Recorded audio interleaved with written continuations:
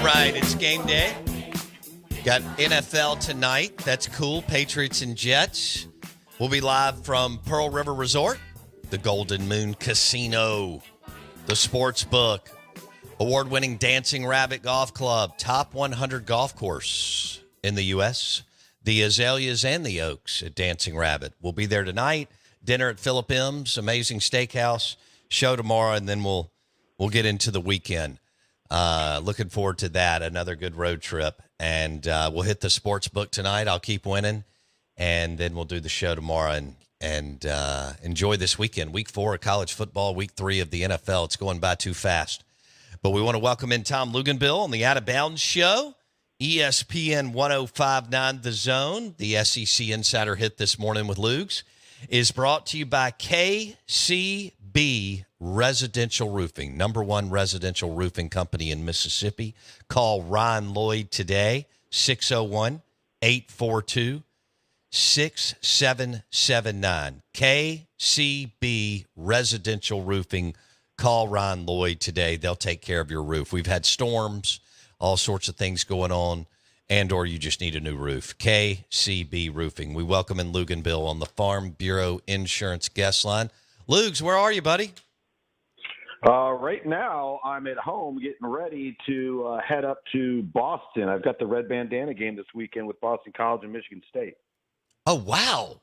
Okay. So you've got the Big Ten and ACC. And ACC, yep. Well, Boston College has been playing good football. They got up 14-0 on Mizzou, and then Mizzou, made a run, but BC had a big win prior to that. And maybe he's just a fit for college football in the NFL, not the NFL, but he did a good job at Penn State under extreme circumstances.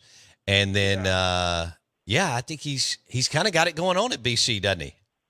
Well, he does. He inherited a pretty stacked roster in terms of experience, and the quarterback, Tommy Castellanos, is a handful. That's right. And so he is I call him Diet Kyler Murray.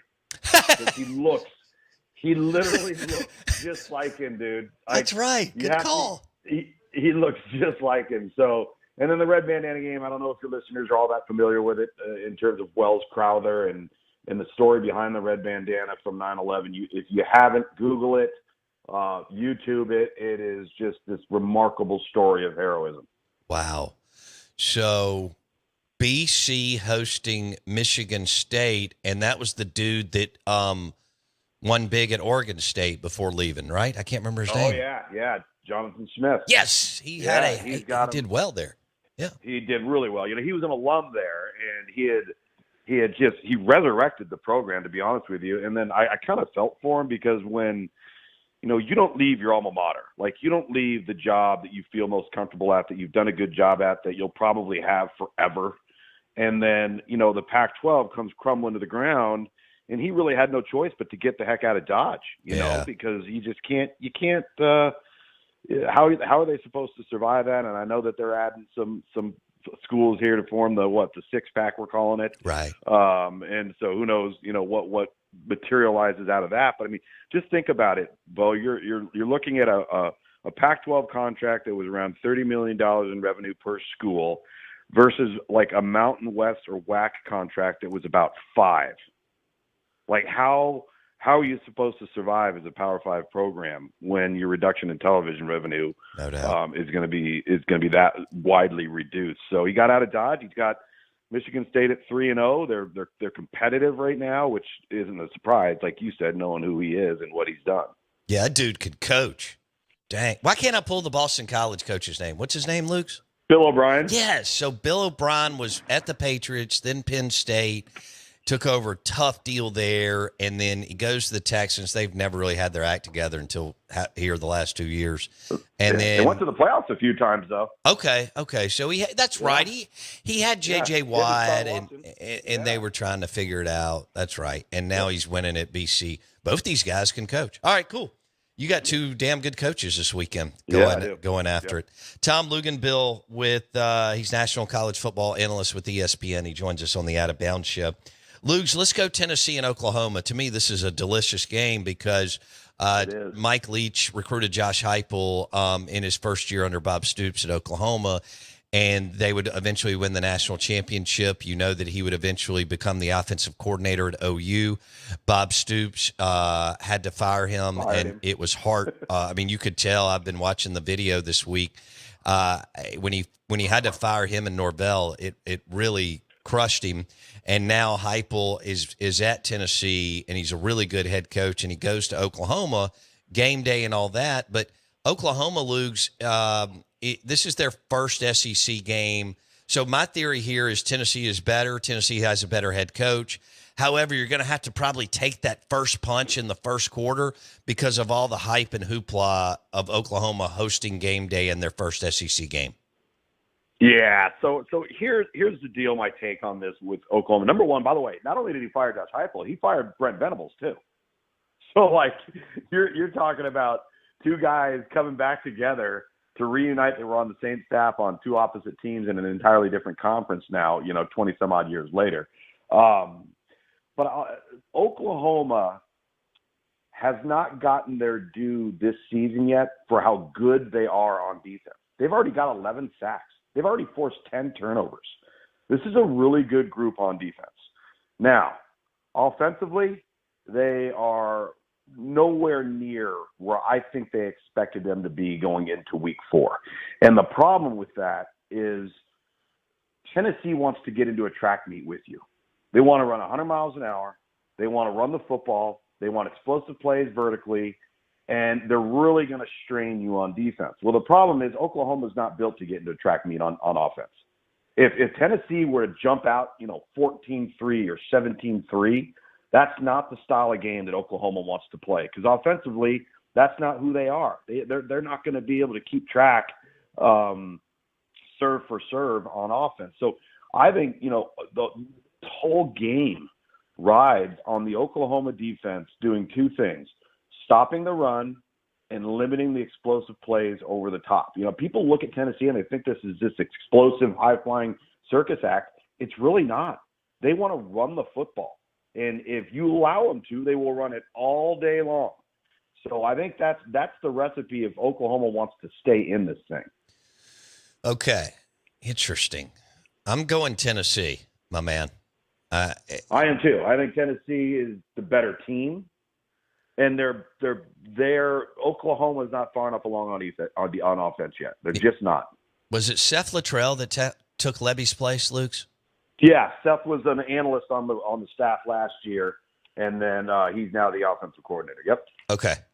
All right, Tom Luginbill with ESPN on the Farm Bureau Insurance Guest Line, brought to you by Ice Cold Stella Artois and Wings at Martin's in Livingston. Great for game day. You're listening to ESPN 105.9 The Zone. What do you think about Auburn hosting Arkansas and Hank Brown playing quarterback for Hugh Freeze?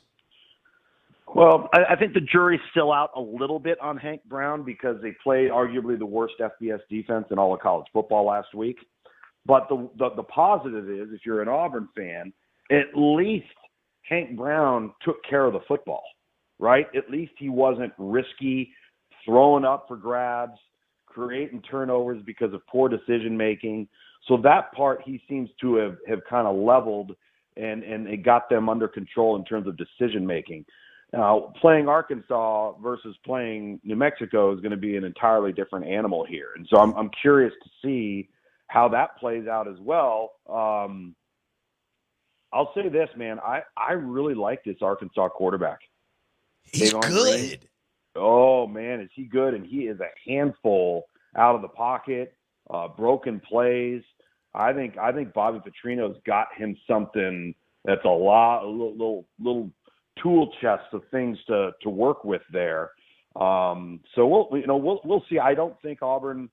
I'm not saying that Auburn can't win the game. Of course they can win the game, but Auburn doesn't have an ability right now to create explosive plays. And the dynamic athleticism of Arkansas's quarterback tells me that Arkansas has the edge. Wow. Okay. Look, Talon Green is who Lugs is talking about. He transferred from Boise State. The dude's 6'6", 230 pounds. He's a load, but he can also move. And you can say what you want about Bobby Petrino, but he is a freak when it comes to play calling and running offenses. Oh, yeah. And so he's already made some really fun, spectacular plays early in the year. I think he'll just get better under Petrino as the year goes on. So Luke says a slight. I'm thinking you've got just a slight edge to Arkansas since it's on the Plains, Luke. I do. I do. The one thing too, everybody, and I agree. I think Auburn is a very, very difficult place to play. But you have to go back quite a while to the last time Auburn's beat a ranked team at home. So then you have to ask yourself, well, how hard is it to play there then? Yeah. Yeah, they had Georgia and Bama beat last year. Freaky year, but then, lost to teams they shouldn't have lost. Still believe that Hugh will turn it around. It's taken a little bit longer maybe than people think. But, all right, we got to go with the national game of the week, Florida at Mississippi State. So this is I was in the stadium last week. You and I were texting, and you know all about Jason Candle because you called MAC games. He's been there. Yeah. This is his 9th year. The dude is 43-19 in the MAC. He's like 67-35 or something overall. He can flat out coach. He wanted the job, but anyway. And nobody will hire him, which is odd. But his staff absolutely worked a very young and inexperienced Mississippi State staff. So now Mississippi State hosts Florida. Florida has more talent, but Florida's kind of in disarray and shambles too. Handicap this one. It's an early kick, 11 a.m., and Florida's having to stay in Tuscaloosa because Ole Miss is staying in Tupelo because that's where they stay for their home game. So it's kind of crazy pills as far as, travel. But what do you think about this 11 a.m. kick, Luke? Well, I think the question is whether or not Florida's football team has packed it in. And I think I hate asking that question and I hate bringing that stuff up, but there is validity to it because the negativity that is swirling around that program is so vast and so heavy that I just think eventually it starts to wear on you. And, last week when Billy Napier decided to start Graham Mertz over DJ Lagway, like part of me was going, are you trying to get fired? Like what are we doing here? And I understand it's a bigger opponent than Stanford, and Texas A&M is a better team, and Texas A&M clearly came in and proved that. But I think when you're in the position that Florida is in right now, and I look at Mississippi State completely differently. They are in retool mode. They're in execute the blueprint mode. They're in a different phase. But this Florida team, I think you've got to ride DJ Lagway through the highs and the lows because he gives you the best chance to make plays on offense. He's big. He's fast. He's explosive. He's got a lot of Jalen Milroe, Anthony Richardson type traits. And right now, what do you have to lose? Your schedule is about to get daunting. And I think you got to go with the young guy. So I think Florida has slightly better personnel. I would maybe say the quarterback position clearly is more experienced at Mississippi State. But the only thing that stops Florida, in my opinion, from winning this game is whether or not they've packed it in. Okay. Yeah, Florida should win the game. It's -6 Gators. So we'll keep an eye on that. There was one more that I wanted to hit as we were rolling through here. Oh, by the way, Bo, real quickly, we were talking Oklahoma. Yeah. Did you know that 5 of the next 7 weeks, Oklahoma plays a team ranked in the top 7? Ooh. Can you imagine? Ooh. They've never done that because they've been in the Big 12. Yeah, nobody. I don't know if anybody's ever done that. Well, I mean, look who Mississippi State has at Texas on the road, at Georgia on the road, at Tennessee on the road, and at Ole Miss on the road. Yeah. Nuts, right? Oh, my God. I mean, good. I mean, heck, they're playing a top – as you know, even though Florida's in shambles, they're playing a top 15 recruiter in Florida this weekend. Oh, yeah. I mean, it's just ridiculous. I think people – really don't wrap their brains around it. All right, I'm intrigued by this game. Southern Cal at Michigan. And is Southern Cal going to go and kind of do what we think they should do? Michigan's secondary, as you know, is very talented. Yeah. And I know Texas did what they did. Do you expect Southern Cal to travel on the road to Ann Arbor and take care of business, or do you expect them to have a really difficult time on Saturday?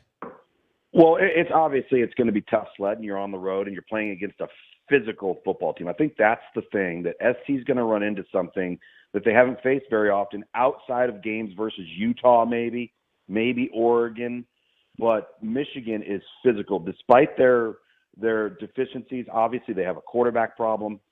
They don't have the edge rushers they've had in the years past, but their two guys on the inside, led by Mason Graham, are just absolute difference makers. Okay, so I still think Michigan brings the physicality part to it, but I have no idea how they are going to keep pace with SC when it comes to moving the football. I mean, Michigan is dead last in the league in passing offense. They're second last in the league in total offense. All right. The quarterback that is starting for them has completed 3 of 9 passes on the season. Their long pass play with Alex Orji is 13 yards through the entirety of the season so far. I don't know how they're going to muster any offensive firepower, because with Miller Moss and Zachariah Branch and Deuce Robinson and Kyron Hudson, that is a really skilled USC offense. So if you would have asked me who was going to win this game in July, and I had not seen the improvement that SC has made on defense, I would have said Michigan running away. Now I don't think so. I think SC is going to win it. Oh, wow. Did Lincoln Riley really turn this thing around in I think 1 year? it's a little too early to answer that, Bo, but when you watched the LSU game, all right, and what you saw on defense was a team that could actually line up correctly, a team that could actually just play base defense, tackle, and not let the ball go over their head. They couldn't accomplish any of those things the last 3 years. So now, if you're any good on offense and you're just competent on defense, which I think they are, maybe they're even a little bit better than that, then that completely turns things around. Now, the schedule, obviously, as you continue to work through the Big Ten, is going to be more difficult than it was in the Pac-12 the last few years, but it sure does look encouraging, I'll say that. All right, let's go to the Big 12. Tom Luginbill on the Out of Bounds show, ESPN 105.9 The Zone. Utah and Whittingham at Oklahoma State against Gundy. Two coaches that have been at their schools forever and won at a really high level for a long time. So the whole key to this thing, in my opinion, is Utah handling a foreign environment, right? Something they're not accustomed to. They haven't been there. That's a tough place to play. The fans are right on top of you. It gets really, really loud. But for Oklahoma State, they've got to somehow get back to the run game that propelled them last year. And listen, here's the difference between last year and this year. Last year, Ollie Gordon and Oklahoma State snuck up on everybody. This year, they're not sneaking up on anybody. And everybody they've played, including Arkansas, lined up and loaded up the box and basically said, okay, if we're going to lose today, we're going to lose by Alan Bowman. We're not losing by Ollie Gordon. And the difference is Utah is the type of football team on defense that doesn't have to load the box to stop the run. At least they haven't in several years. We'll find out on Saturday. So if there's a healthy Cam Rising and there is an ability to stop the defense without loading the box, I like Utah on a close one here. Okay. So that's 2 for 2 this week with two of our guests going Utah and Whittingham over Gundy and Oklahoma State. You're listening to ESPN 105.9 The Zone. Are you surprised, Tom Luginbill, that Clemson's a 20.5-point favorite over NC State at home? No, because I think Vegas is still riding that knee-jerk reaction of the App State game. And what's happened to NC State so far this season, how they've underwhelmed the fact that Grayson McCall is now injured and they're starting a true freshman in Death Valley, that's why that number is what it is. Okay. Yeah. I wonder if it's early, but I'll be interested to see what all Clemson, how much better Clemson can get the next few weeks. Well, dude, I'm telling you, I'm just going to tell you, if the quarterback plays just 80% of what he played against App State, they're so good on defense, I will have a hard time seeing them lose a game. Damn. Okay. Dude, they got 3 first-rounders on their defensive front. I'm not kidding. Well, I think people forget they gave Georgia a hard time for a long time during that game. Well, 6-0 at halftime. Right. And then it was 13-3 at the end of the third. I mean, we're not talking about it. Just that game snowballed on them, you know? Right. Okay. So when Georgia struggles to win, I mean, teams do that, right? We expect the Georgias to win 47-0 every week. It happened. I've still got Georgia number 1 in my power rankings. I still think they're awesome. They just ran into a buzzsaw. How do you see what happened last weekend? I see it as young people who the week before, all week long, watched South Carolina throttle Kentucky, so all of a sudden you don't take them very seriously. That's human nature. That's what happens. Sure. And then you get into the game, and you can't just flip a switch. It's not how it works. And so I thought Kirby's comments after the game were spot on. Me too. And he was very honest and forthright about those comments and about his football team. But we see this happen every single year. And, you know, human nature is to go, oh, my God, the sky is falling. You know, let's not forget, Georgia has done this. First of all, they've done it twice against Kentucky in recent years. One was a 14-3 outcome. I think the other was a 16-6 outcome. They did it last year at Auburn, and they did it 2 years ago at Missouri. Yeah, that's right. It happened. Okay. Yep. Georgia and Bama off this weekend as they get ready to play in Tuscaloosa next weekend. Have a good trip to Boston. We appreciate it. Thanks, man.